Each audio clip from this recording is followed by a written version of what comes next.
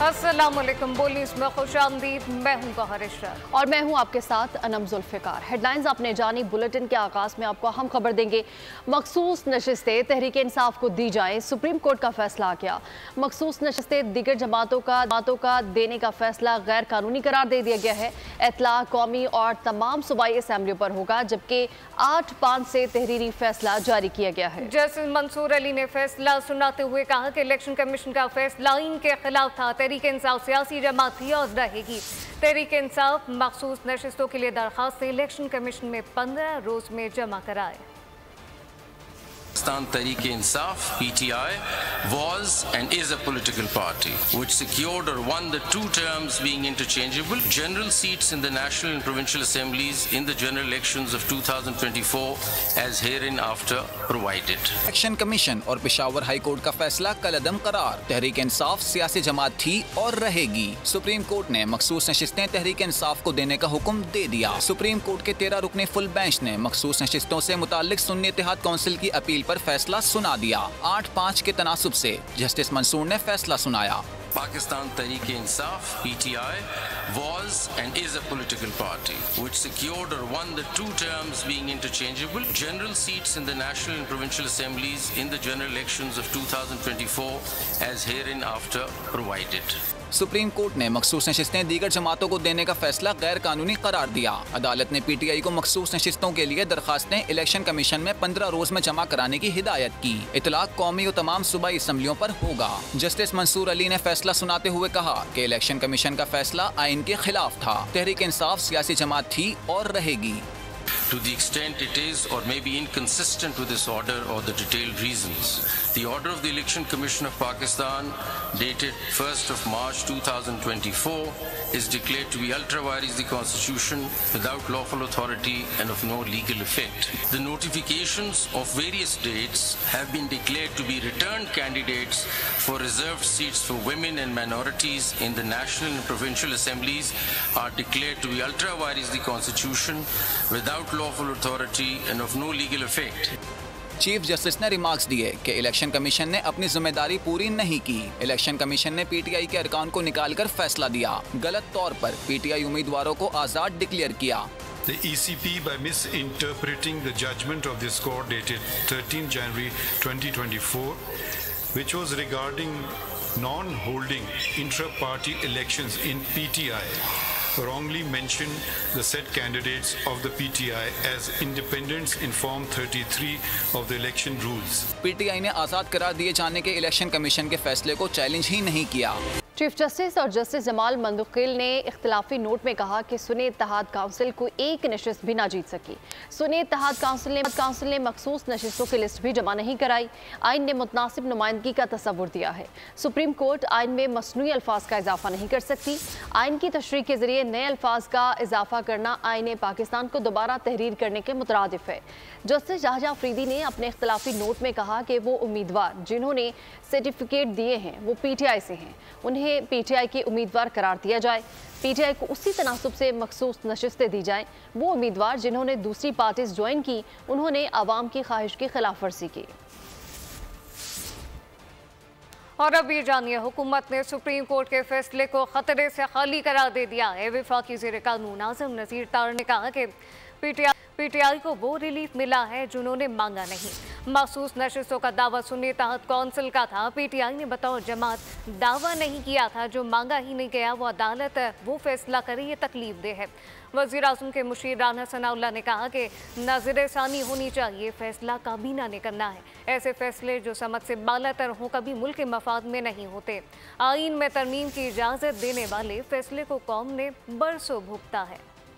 Relief मांगने तो आई थी सुन्नी इत्तेहाद काउंसिल। PTI तो फरीक नहीं था मुकदमे ने और ना ही PTI ने ये सीट्स क्लेम की। क्लेम था सुन्नी इत्तेहाद काउंसिल का, लेकिन जो बादियो नज़र में रिलीफ दिया गया है वो पाकिस्तान तहरीक इंसाफ को दे दिया गया, जो कि ना तो दरखास्त गुजार हैं, ना उन्होंने ये रिलीफ मांगा, ना उन्होंने ये तकाजा किया। दो फरीक अदालत के सामने हो और जो रिलीफ मांगा जा रहा हो, अगर उस इस्तदा से परे बिन मांगे आगे जो है वो दिया जाए। तो ऐसे फैसलों के असरात जो हैं, जो समझ से बालातर हों, वो फैसले जो हैं वो कभी भी मुल्क और कौम के मुफाद में नहीं हो। एक फैसला आया था कि जिसमें बिन मांगे किसी को आइन में तरामीम करने का इख्तियार दे दिया गया था, उस फैसले को इस मुल्क और कौम ने फिर कई बरसों भुगता। और सुप्रीम कोर्ट का फैसला तारीखी करार, तहरीक इंसाफ का चीफ इलेक्शन कमिश्नर से मुस्ताफी होने का मुतालबा। चेयरमैन पीटीआई बैरिस्टर गौहर ने कहा कि आखिरकार हमारा हक मिल गया। इलेक्शन कमीशन ने हमारे इंट्रा पार्टी इलेक्शन को बदनीयती की बुनियाद पर कलअदम करार दिया। हमारे नुमाइंदों से टिकट छीने गए। उमर अयूब ने इलेक्शन कमिश्नर पर आर्टिकल 6 लगाने का मुतालबा करते हुए कहा, आइन और कानून की तशरीह ज़ाती मफादात की बुनियाद पर गलत तरीके से की। शिबली फराज ने कहा कि आज का फैसला पाकिस्तान की सियासी, अदालती और जमहूरी तारीख में सुनहरी हरूफ में लिखा जाएगा। अल्हम्दुलिल्लाह आज हक की फतह हुई है। पाकिस्तान तहरीक इंसाफ ने इंट्रा पार्टीज इलेक्शन करवाए थे। इलेक्शन कमीशन के सारे इकदाम बदनीयती पे मुनहसर थे। हमारे कैंडिडेट से उनके टिकट लिए जा रहे थे, इसलिए हमने ज्यादा टिकट इशू कर लिए थे। जाती अना के ऊपर चीफ इलेक्शन कमिश्नर के ऊपर मेरी नजर में आर्टिकल 6 लगना चाहिए। आइन की गलत इंटरप्रिटेशन करते हैं अपने जाती मुफादात के लिए। आज का जो फैसला है वो पाकिस्तान की जमहूरी तारीख में, पाकिस्तान की जुडिशल तारीख में, पाकिस्तान की सियासी तारीख में ये एक सुनहरे हरूफ से लिखा जाएगा। पाकिस्तान में लाडलाइज़म अब भी जारी है। इलेक्शन कमीशन के फैसले को भी बिल्डोज किया गया। आज के सुप्रीम कोर्ट के फैसले से गुड टू सी यू की झलक नजर आती है। वज़ीर तलाक़ सिंध शर्जील मेमन के फैसले पर तनकीद, कहा कि भुट्टो केस में भी जो नुकसान हुआ उसका अज़ाला आज तक नहीं हो सका। सुप्रीम कोर्ट का फैसला बाम से भरपूर है। जिस तरह साकिब निसार ने बानी पीटीआई की पुष्पनाही की। इस मुल्क में लाडलाइज्म आज दिन तक प्रिवेल कर रहा है। इसमें इलेक्शन कमीशन ऑफ पाकिस्तान के डिसीजंस को भी बुलडोज किया गया है। आज के इस फैसले से आपको गुड टू सी यू की झलक भी बहुत नजर आएगी। इस मुल्क में जिसने जमहूरियत का कयाम किया, इस मुल्क में जिसने आईने पाकिस्तान का कयाम किया, इस मुल्क में जिसने आइन दिया, उस शख्स का अदालती कत्ल हुआ। क्या हुआ? आज आपने इतने अरसे के बाद, सदियों के बाद, डिकेड्स के बाद आपने जो है वो फैसला दिया कि जी शहीद जुल्फ़िकार अली भुट्टो का सही ट्रायल नहीं हुआ, उनको उनके साथ ज्यादती की गई। लेकिन जो आपने पाकिस्तान का नुकसान किया उसका जवाब कौन देगा? आज का फैसला अगर देखूं तो मुझे एक तो ये डिसीजन एक कंफ्यूज्ड डिसीजन है, मुबहम से भरा हुआ डिसीजन है। जिस तरीके से जस्टिस साकिब निसार साहब ने इमरान खान की और पीटीआई की पुष्ट पनाही की, एक वो शख्स जो कि पाकिस्तान का झूठा तरीन शख्स मशहूर था, उस शख्स को सादिक अमीन जैसा टाइटल साकिब निसार ने दिया। तहरीक इंसाफ अदलिया के खिलाफ काफी दिनों से मुहिम चला रही थी। बयानिया बनाया जा रहा था कि ये चीफ जस्टिस की एक्सटेंशन का मामला है। विफाकी वजीर सालिक हुसैन का बयान, उन्होंने कहा कि इस जमात ने हमेशा तकसीम की सियासत ही की। पीटीआई ने गैर आइनी तौर पर तहरीक अदम एतमाद रोकने की कोशिश की थी। अदालती फैसले से कानूनी भ्रम दूर होने के बजाय और बढ़ गया है। मारे कानून अशतर औसाफ की बोल न्यूज़ से गुफ्तगू, कहा कि केस तो सारा सुन्नी तहत कौंसिल का था, मखसूस नशिस्तों पर दावा भी उनका था। अदालत के सामने पीटीआई का केस नहीं था। हाफिज एहसान एडवोकेट ने कहा कि आज के फैसले में री इंजीनियरिंग हुई है और बॉल दोबारा इलेक्शन कमीशन के कोर्ट में डाल दी गई।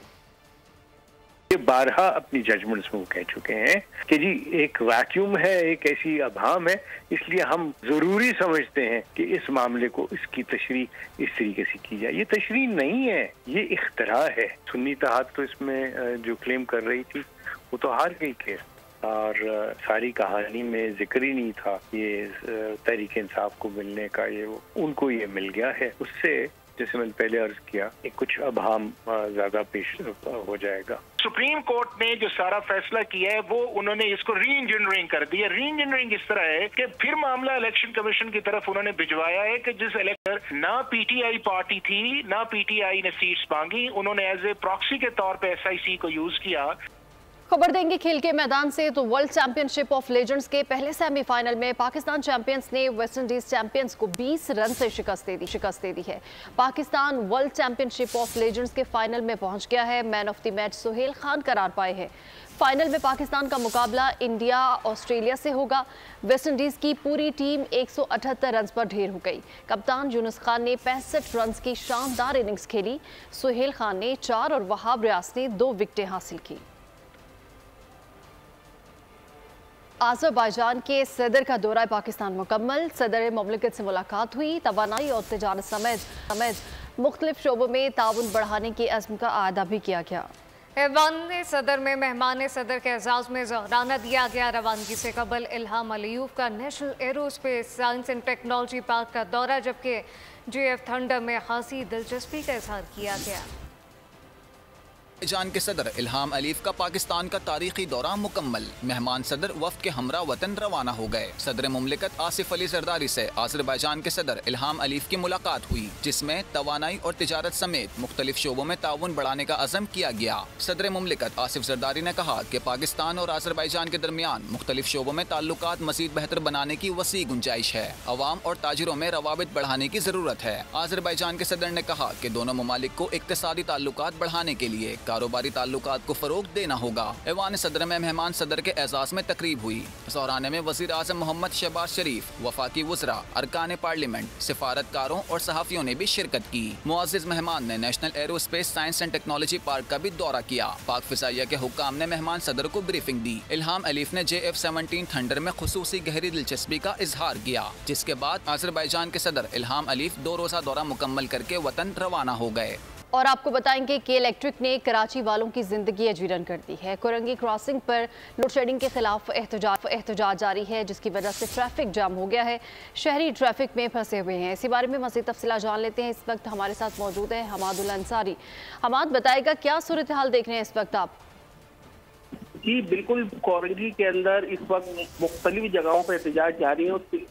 आपसे कुछ देर पहले सिंगर चौरंगी पर एहतजाज हुआ था और कोरंगी क्रॉसिंग पर एहतजाज जारी है, जहाँ पर सैकड़ों लोग एहतजाज कर रहे हैं कि इलेक्ट्रिक की जानिब की जो जालमाना लोड शेडिंग है उसके खिलाफ। अच्छा, आवाम का कहना यही है कि लोड शेडिंग वजह से पानी से भी महरूम हो चुके हैं। इस वक्त बदतरीन ट्रैफिक जाम है। कोरंगी क्रॉसिंग से लेकर कोरंगी इंडस्ट्री एरिया पूरा इस वक्त जाम हुआ है। लोग फंसे हुए हैं, घंटों से ट्रैफिक में निकल नहीं पा रहे इस वक्त। और ट्रैफिक कंट्रोल करने के लिए ना ही ट्रैफिक पुलिस मौजूद है, ना ही पुलिस है, ना ही कोई वार्डन का एहलकार यहाँ पे मौजूद है। आवाम गर्मी से बुरा हाल हुआ है, आवाम का ट्रैफिक में फंसे हुए हैं। ठीक है हमाद, बहुत शुक्रिया। लोड शेडिंग का अज़ाब मुख्तलिफ इलाकों में गैर एलानिया तवील लोड शेडिंग की वजह से शहरियों का बुरा हाल हो गया है कि इलेक्ट्रिक ने शहरियों की जिंदगी मुश्किल बना दी है। तफसीलात क्या है, मोहम्मद काशान से जानते हैं। काशान, बताइएगा शहरियों का इस हवाले से क्या कहना है? हाँ जी बिल्कुल, देखिए मुहर्रम के मुकद्दस महीने में भी के इलेक्ट्रिक की जानिब से जो है घंटों तवील लोड शेडिंग का सिलसिला जारी है। मैं इस वक्त शहरी के हमरा मौजूद है, इनसे बात करेंगे। सर, मुहर्रम का महीना चल रहा है, के इलेक्ट्रिक यहाँ की जो अभी लाइट दे रहे हैं, थोड़ी देर जाएगी, फिर पूरी रात लाइट नहीं होती। बच्चे बूढ़े परेशान हैं बेचारे, ये बीमार शिमार रहते हैं, क्या करें, हवा के नहीं बाहर आई जाते हैं। पूरी रात लाइट नहीं होती, गर्मी दानों से जिस्म भर गया, क्या करें भैया। बिल कितना आ रहा है? बिल डबल आते हैं। कि इलेक्ट्रिक को खुदा इसको नष्टो नाबूद कर दे, ये कहना चाहता है। जी बिल्कुल, आपने कहा कि शहरी जो है यहाँ पर परेशानी हाल में बैठे हुए हैं और उनकी जानिब से बताया गया है कि घंटों लोड शेडिंग का तवील सिलसिला जो है। काशान, बहुत शुक्रिया। आपको बताएं कि लाहौर में आज होने वाली बारिश से 44 साला रिकॉर्ड टूट गया। सबसे ज्यादा ताजपुरा में 315 मिलीमीटर बारिश रिकॉर्ड की गई है। वज़ीर आला पंजाब मरियम नवाज की हिदायत पर वासा इंतजामिया ने बर वक्त नशीबी इलाकों से पानी निकाल दिया है। इस हवाले से मज़ीद तफसीलात जानेंगे नुमाइंदा बोल न्यूज़ अफजाल अब्बासी से, जो इस वक्त लक्ष्मी चौक पर मौजूद है। जी अफजाल। में बारिश का सिलसिला वक्फे से जारी रहा और सुबह सवेरे जो 3 घंटे मुसलसल बारिश हुई वो उसमें सबसे ज़्यादा जो था ताजपुरे के इलाके में 315 मिलीमीटर रिकॉर्ड बारिश जो थी वो रिकॉर्ड की गई। इस वक्त मैं लाहौर के लक्ष्मी चौक पर मौजूद हूँ और मेरे कैमरामैन इखलाक अगर आपको दिखा सकें तो ट्रैफिक रमा दमा है। यहाँ से पानी बर वक्त निकाल दिया गया है और कुछ शहरी हमारे साथ मौजूद हैं, उनसे जानने की कोशिश करते हैं। मरियम नवाज जिंदाबाद, ऑन द स्पॉट काम किया उन्होंने, उनके वर्करों ने। अगर ये 5 साल रही तो पंजाब का नक्शा इंशाल्लाह ज़रूर बदलेगा। उन्होंने कोई कसर नहीं छोड़ी, उन्होंने हर एक को ऑर्डर किया कि अपना अपना काम अपनी जिम्मेदारी से निभाएं, और उन्होंने निभाया है। शिकायत का मौका नहीं मिला, पानी का एक कतरा नजर नहीं आ रहा आपको देख लो कहीं भी, वरना इधर दिन रात इतना पानी खड़ा रहता था। बिल्कुल यहाँ पर मौजूद जो शहरी हैं उनका कहना है कि क़याम अमन के लिए पुलिस और इंतजामिया अलर्ट है। वज़ीर दाखिला मोहसिन नकवी का रात गए मरकजी असना श्री इमाम बाग G6 का दौरा सिक्योरिटी इंतजाम का जायजा लिया गया। कहा कि मजालिस और जुलूसों के शुरका की हिफाजत के लिए फूल प्रूफ इकदाम किए गए हैं। शुरका ने इंतजाम को सराहा, इत्मीनान का इजहार किया।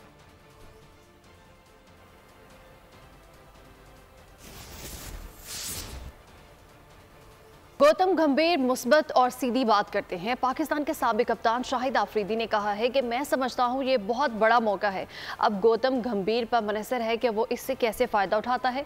42 साल की उम्र में गौतम गंभीर भारत के सबसे कम उम्र हेड कोच बने हैं। वाज़ेह रहे कि माजी में पाक भारत मैच के दरमियान ग्राउंड में शाहिद आफरीदी और गौतम गंभीर के दरमियान शदीद तलकलामी हुई थी। कौमी क्रिकेट टीम के फास्ट बॉलर शाहीन शाह अफरीदी के घर जल्द नन्हे मेहमान की आमद मुतवक्के है।